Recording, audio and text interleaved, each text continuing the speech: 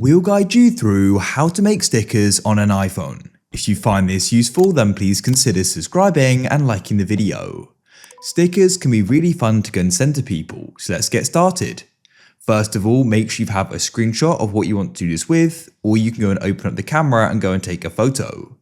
Then what you can do is go and open up the Messages app like so.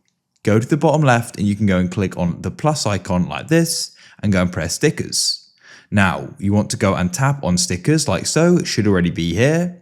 And in the top left of the section, you should have a plus icon, which you can tap on. And now what you can do is go and see your photos here and choose the one you want to go and make a sticker from. In this case, it's this one here, I've tapped on it. What you can do is go and choose in the top left if you want it to be live or not. Live basically means it'll be moving. In this case, I will. And what you can then do is go and see what it's got selected here and press add sticker, and it'll then be added. What you can then do is go and tap on it like so, and you can go and press send and it'll go and be sent. It's that simple.